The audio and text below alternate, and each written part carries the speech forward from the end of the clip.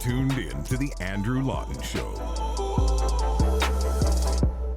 One of the most insidious aspects of this bill has been that the government is pushing all of this very controversial, very contentious stuff.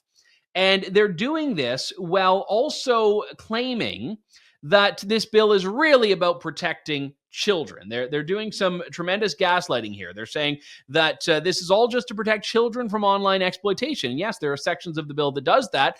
Those would be uncontroversial if they were passed on their own, I believe. This is a point that was raised by Peter Menzies in the Epoch Times. He is, he's been on the show before. You know who he is. He's a legend, but he is also a former vice chair with the CRTC. Peter, it's good to talk to you. Thank you so much for coming back on today. Oh, thanks for having me. It's always a pleasure.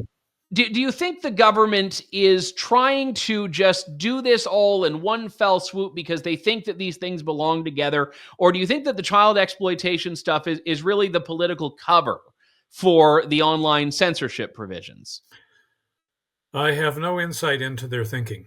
I wish I did, and I could answer that way. It appears that they have bundled a whole bunch of things into something because they couldn't do them the way they originally wanted to do them, which was all going to be through the Digital Safety Commissioner, the digital czar, if you wanted to call it that, the digital version of the CRTC for oversight. That got so much pushback from the public and various platforms that described it at various times as similar to what is used in Iran or North Korea or China and those statements, I don't think were hyperbolic because they actually were. So I think what they did was they tried to divide it up into certain, into these different portions, these sort of three areas. And then, of course, as you were just discussing, get the Human Rights Commission to do what they figured out that they couldn't legally do through the creation of the Office of a Digital Safety Commissioner. And explain that part to people, because I haven't covered that as extensively on the show, what that Digital Safety Commissioner is supposed to be as the government envisions it with C63. Well, the simplest way to put it is that it's an oversight body that looks over how the platforms conduct their business.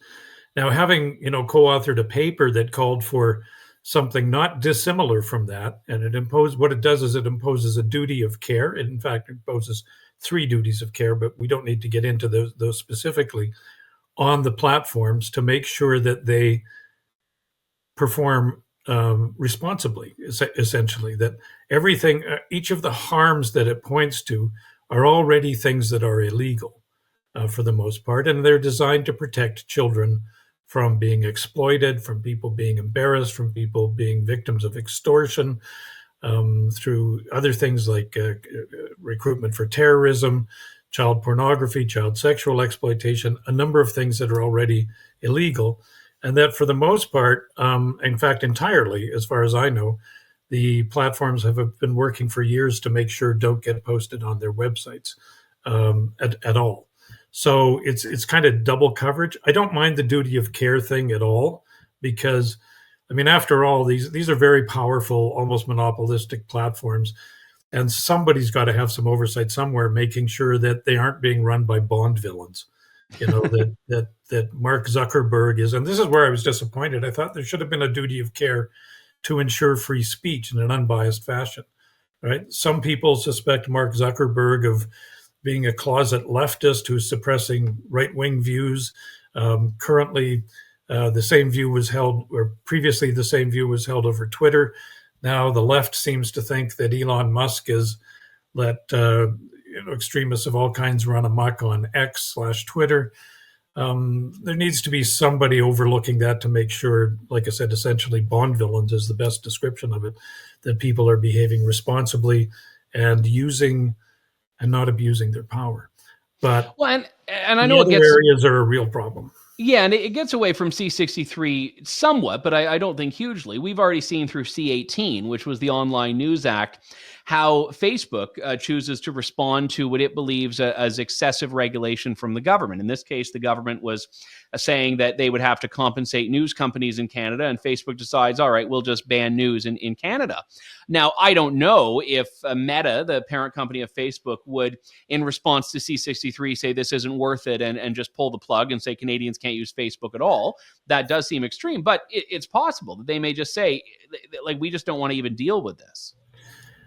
Yeah, they could, but I really don't think they will, because basically, I think they're probably pretty happy. There have been no statements from them yet that I'm aware of, but I think the platforms are probably reasonably happy. They've been kind of looking for some kind of consistent global regulation to help them get their affairs in order, so they know exactly what the rules are. And like I said, they're all, just about everything they're being asked to do, they're already doing. So there on the child stuff or on the hate speech stuff? Because I wouldn't say they're doing it on the hate stuff, because their threshold is much different than I think the government's is going to be. Well, that's where we're going to get into, when you get into the meat of the matter and the regulations. So, I think it'll be very important to have a look at what these regulations are once that part of the bill gets passed. Hopefully the government will step away from the Human Rights Commission one, which is the one that's going to be used to basically harass people online and cost them money and suppress free speech. You're right in the sense that one of the factors that could come into play is that the platforms will, rather than stay close to the line, step way back from the line and start self-censoring in a more enthusiastic fashion, I guess you'd call it. But as far as Facebook is concerned, for the most part, they're quite happy without news. Near as everything I've heard indicates that, because there's less fighting. People, they get fewer complaints and from people. There's less bullying. It's a happier space. People sharing pictures of grandchildren and children and weddings and funerals, etc. Moments of their life, which I think they're more comfortable with. But the others, who's to know? You mentioned regulations, and I think that's always the danger of bills that establish a framework, is that you kind of pass it and don't entirely know how it's going to be used. And I just wanted to ask, with your experience with the CRTC, like the CRTC obviously has the authority to, govern, for example, what you can play before and after the watershed hour and things like that. So there is a kind of a moral, not moral standards, but there's an obscenity standard that has been set by these regulations. How good are they at doing that, and how kind of much latitude do they have to determine these things? Well, the watershed hour, that one always lights me up, because it only actually applies on Eastern time zones. Oh, really? So, yeah, something that's inappropriate to put on the air at 9 p.m. Eastern is just fine at 6 p.m. Pacific. Right. I didn't know that. That's actually an interesting bit of trivia there. They don't apply. BC kids have just been subject to just horrendous things. Exactly. They just ignore it, but they keep it in place. And the kids in BC seem to be growing up okay anyway, with their parents controlling what they watch. But that's been the case. That's been the case for years. One of the things that concerns me greatly about the Digital Safety Commissioner, like I said, I don't have any problem with the duties of harm, but the powers given to the new Digital Safety Commission. And there is also going to be a digital ombudsman to deal with appeals, etc. And that's a whole other story, but that seems relatively harmless at the moment. But with the Digital Safety Commissioner, the powers are extensive, and the opportunity for the Digital Safety Commissioner's office to expand its turf going forward appears endless. And that's really, really worrying, because all of these it's human nature in almost any business for people to seek to expand their turf and their power and their influence and their importance and the number of cool conferences they get invited to and speeches they get invited to make. It's just human nature. So giving them that much power, that worries me, because there should be a firm fence around how much power they have. And like I said, with the watershed hour, how good are they at it? Well, not that good. All right. Well, fair enough. Peter Menzies, former vice chair of the CRTC and also fantastic contributor to a number of places. The Macdonald-Laurier Institute. You have a great piece in the Epoch Times on this as well. So thank you very much, Peter. Always good to talk to you. Thanks for listening to The Andrew Lawton Show. Support the program by donating to True North at www.tnc.news.